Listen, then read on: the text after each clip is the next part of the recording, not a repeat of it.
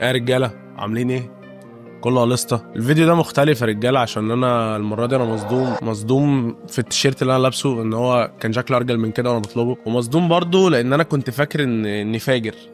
كنت فاكر انا كنت عايش في كدبه كده بقالي كتير ان انا روش، اللي هو كنت فاكر ان انا لذيذ وكده ودم خفيف وعندي حس فكاهه كويس يعني. بس انت نفسك يعني الشخص اللي هو بيهزر زيي ومعجب مغرم بيا اكيد بيهزر زي يعني. عايزك تفكر كده ثانيه واحده مع نفسك، احنا كام واحد؟ يعني 100,000 واحد مثلا، 200,000 واحد، 300. مصر فيها 120 مليون، فاحنا اقل من اقل اقليه في مصر يعني. احنا اقل من احنا اقل من مش لا كعدد يعني، احنا عددنا بجد لا يذكر. فالفيديو دوت انا جايب فيه ناس الفشيخه، الناس اللي عندهم الملايين بقى، اللي عندهم الشعب، اللي عندهم الارقام بقى اللي هي فيها امات دي بقى، الحاجات الله اعلم هنشوفها ولا لا يعني. لعل وعسى لما نتفرج عليهم دماغنا تنضف شويه ونعرف حجمنا الحقيقي. واول واحد معايا نجم الرياكت، باشا التيك توك، برنس الكونتنت، فخر الملفات، اسلام فوزي. حتى ومحمد كنا قاعدين. دمتم سالمين.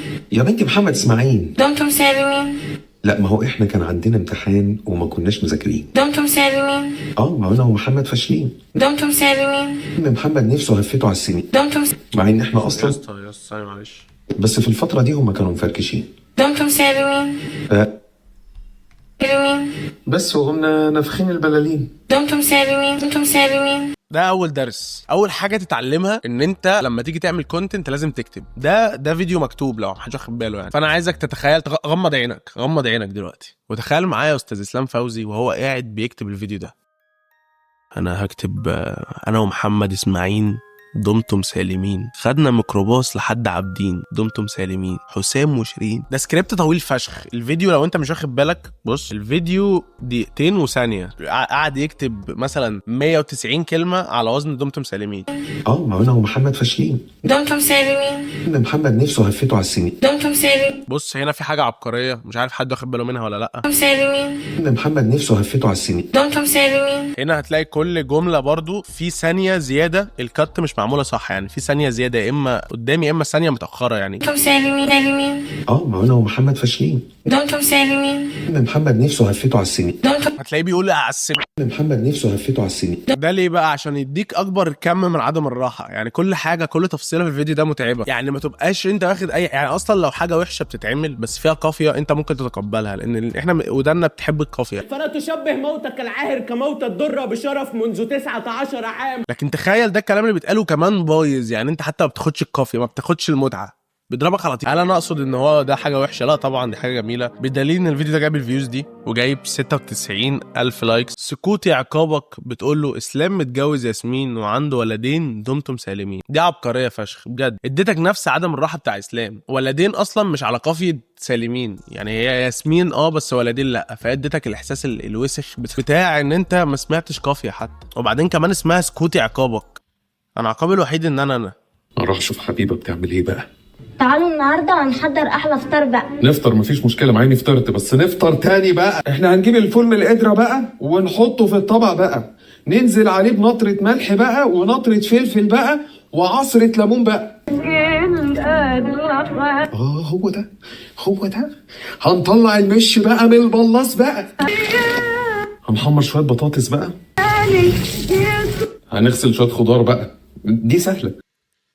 استاذ اسلام هنا بيطرطر في البحر. دي حاجه عبقريه فشخ اسمها الطرطره في البحر. يعني ايه؟ لان هي حاجه غير مؤثره يعني. انت بتعمل حاجه مش هتاثر، مش هتشكل اي تاثير على البحر ولا على اي حد يعني. الوحيد المستفيد اللي بيطرطر، اللي هو واقف ده اتبسط وتمام. نفس الفكره استاذ اسلام عمل الفيديو ده وجاب فيوز حلوه فشخ. بسم الله ما شاء الله، ربنا يزيده، ربنا يوعدنا. انا مش نفسي في اي حاجه غير ان الفيوز اللي عندك تروح وتجيلي. بهزر معاك، اقسم بالله بهزر، انت زي الفل. ولازم بجد نبقى مقدرين عبقريه الراجل ده، وهو قرر يعمل محتوى كده عن واحده بتحمر بطاطس. فايه انسب حاجه ممكن يعملها على واحده بتحمر بطاطس؟ ان هو يطلع يقول ايه؟ هنحمر شويه بطاطس بقى، نحمر بطاطس بقى. اصل اللي يعرف يعمل اصلا كونتنت من حاجه زي دي، ايه اللي ممكن يخليه قدام يعطل مثلا او يشطب او يحصل له اي حاجه؟ الحاجه اصلا اللي بتخلي اي حد يشطب، اي حد يبقى سيء، محدش عايز يتفرج عليه، ان هو يبقى خلاص خلص كل حاجه، مش لاقي حاجه يتكلم فيها، فيبدا يهري في اي حاجه. لكن اسلام تعالى نحسبها كده، ايه بالطريقه دي هو ازاي ممكن ما يلاقيش محتوى قدام مثلا؟ ايه الحاجه اللي ممكن تخليه مش عارف، مش لاقي حاجه يتكلم عنها؟ اصل ايه الحاجه اللي ممكن اسلام يعملها فالناس اللي ما اتضايقوش من الفيديو ده يتضايقوا منها؟ اصل انت لو متقبل في فيديو زي ده، اكيد الحاجه الوحيده اللي ممكن تضايقك منه مثلا انت تطلع تلاقيه معلق امك في المروحه. في بقى كومنت بيزيد الموضوع عبقريه،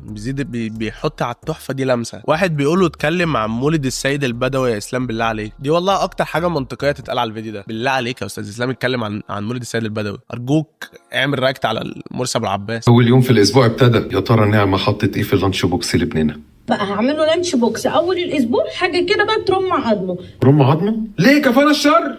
مع انه ما شاء الله متغذي كويس. ايه ده؟ انت جبتي لانش بوكس جديد؟ دي حاجه جامده برضو. اسلام بيعرف ان هو خايف من المحتوى يخلص منه، فبيعرف يمسك ناس معينه متابعهم. كل مره هم بيحضروا لعيالهم لانش بوكس هو معاهم بقى، هو في فيديو لا كونتنت. انا بتكلم دلوقتي اللي عايز يعمل محتوى، الناس اللي بتتلكك اللي مش لاقيين حاجه نعملها، مش لاقيين حاجه نتكلم فيها. شوف لك واحده بتشطف ابنها بتغسل له طين، كل ما هي تنزل فيديو انت تروح عامل فيديو عليها. ما القديم برضو كان صغير ما يستحملش ده اكيد اشتكى. اول حاجه محمصه له شويه عيش، اوعى يكون اللي في بالي. ننزل بيهم عليهم بقى شويه شوربه من اللي بترم العضل. ننزل بقى بحبه كوارع انا عاملهم له كده مخليل، مع انه بيحب يقزقزهم ويمصمص فيهم. يقزقز ايه ويمصمص في ايه؟ انت بتعملي ايه؟ انت ماشي يعني اسلام فوزي لسه بيترتر في البحر. ده درس تاني عامه اتعلمه برضو، ان انت ما تديش مساحه لحد ان هو يتكلم عنك. انا دلوقتي انا عندي ايه اتكلم عنه تاني؟ الكلمتين اللي قلتهم مفيش اكتر منهم. مفيش حاجه اخش الاقيه بيحكي ان في واحده ايه ده شخت الطفل دي ولا ايه تتشطف. وبعدين كل فيديو بقى تلاقيه بيلعب مثلا في 5 مليون، في 5 مليون ام وخاله بيتفرجوا على الراجل ده. لان انت عشان دماغك تستوعب الراجل فحل زي ده لازم تبقى كبير في السن وعندك 5 عيال. سلام لو كنت ست بقى كمان معكش موبايل، بس خش قلب عنده هتعرف ان الناس دول، تحس ان الريلز بتاعته بتطلع في التلفزيون. الناس دول اكيد قاعدين بيتفرجوا على التلفزيون، اكيد مش موبايل. وده الحل الوحيد. يعني الفيديوهات دي لو ما بتطلعش على التلفزيون هو ازاي هيعرف يجمع الفئه دي؟ قبل ما نكمل بس يا ريت تعمل لايك وسبسكرايب. سيبك من اللي انا لابسه ده، مالكش دعوه. انا والله كنت طالب حاجه ارجل من كده بكتير. خلاص هرميه. طيب ما دفعنا فلوس بقى، احنا ما بنلاقيش الفلوس دي في اليوتيوب. خلينا دلوقتي نروح لمحافظ الستاند اب كوميدي، الرئيس المنتظر للماسونيه ده لو ما كانش رئيسها دلوقتي، الراجل اللي هيقعدك في بيتك لو انت ما جيتش معاه سكه بس قلت حاجه مش عاجباه، الحاكم الطاغي محمد حلمي. ما بصش ولا بص.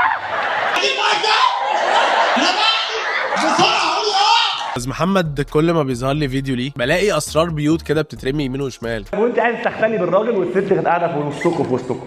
ايوه ما انا بحب البوس.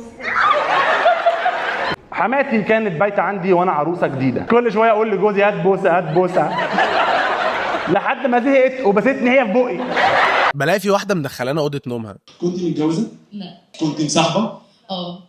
كان بيعمل ايه؟ كان قصير. حالك عيال بتجيوج امتى؟ كل ما نتخانق نتصالح.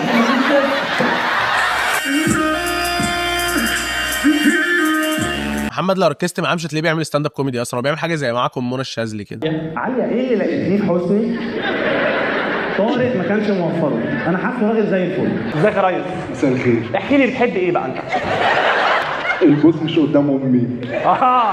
هي طنط مقيمه معاكم؟ بيعرف يخلي اللي قدامه مهما كان بيقول اغبى حاجه في الدنيا بيديله اهتمام، بيحسسه بانبهار، بيحسسه ان هو منبهر باللي هو بيقول.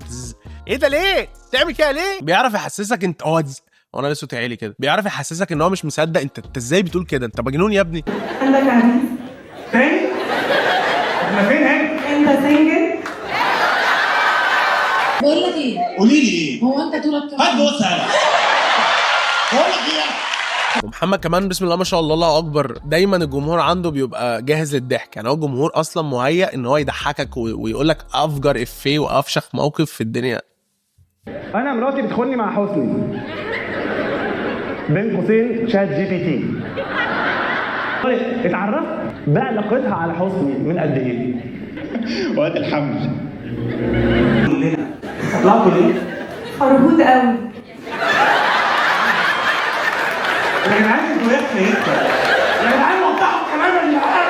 دايما الجمهور عنده حاجات فشيخه يقولها، دايما عنده حاجه موقف كده. مفيش واحد عادي بينزل مثلا يشتري فينو مثلا وزبادي وكده، لا هتلاقي نزل يجيب فينو لقى مراته مع حماتها بيبوسوا بعض في العربيه. وانا على فكره مش بقول ان ده حوار، لا ده طبيعي فشخ. جرب تاخد مايك وتنزل الشارع تكلم الناس، هتلاقي الناس كلها كده، الناس كلها بتضحك، الناس كلها دمها خفيف طبيعي. اول ما تدي حد المايك هتلاقيه بيقول لك موقف فاجر. انا بس اللي عندي مشكله، انا دايما لما بجيب حد عشان اطلع فيديو حلو ربع ساعه بصور معاه 4 ساعات ساعات، بس ده عشان زي ما قلت لك عشان انا عيل بضل. لكن بص حلمي بقى، بص النجم الباشا، كل حاجه عنده تلقائيه وجاهزه. يعني هتلاقي في موقف بتحصل معاه كده، مواقف يعني حد بيجي يديله ورده مثلا، طفله روحي اديها له يلا.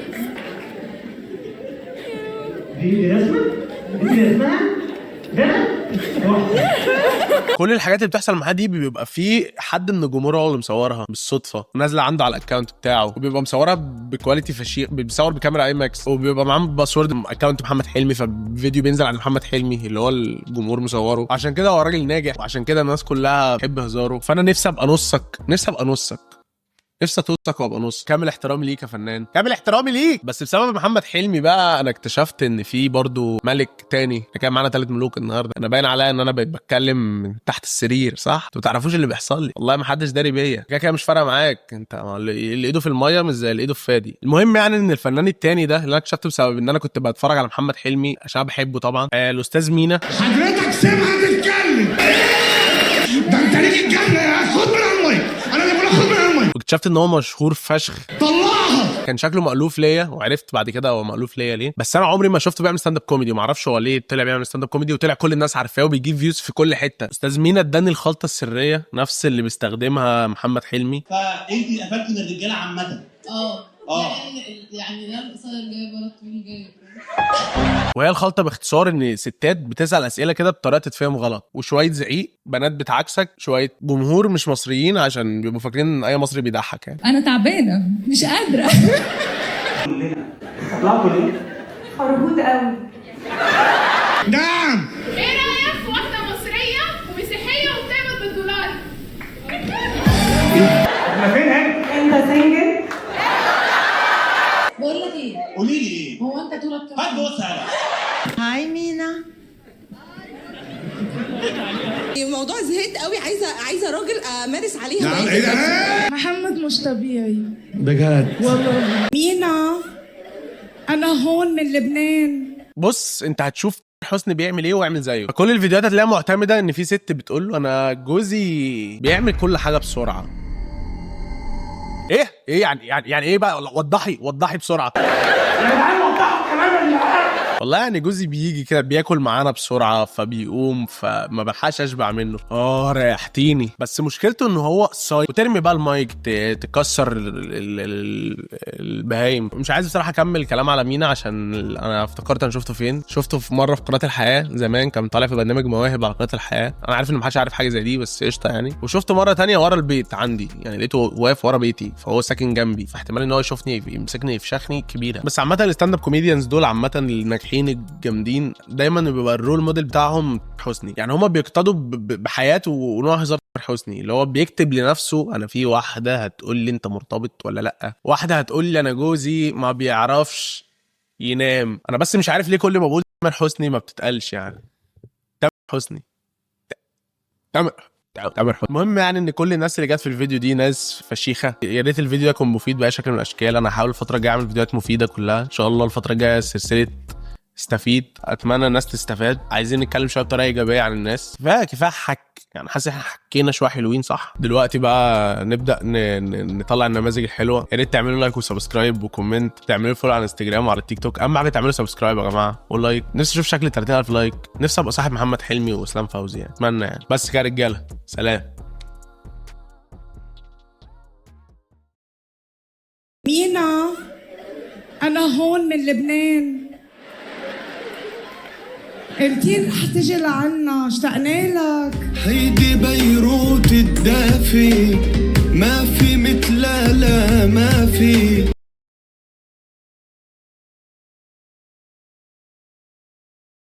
انا هون من لبنان.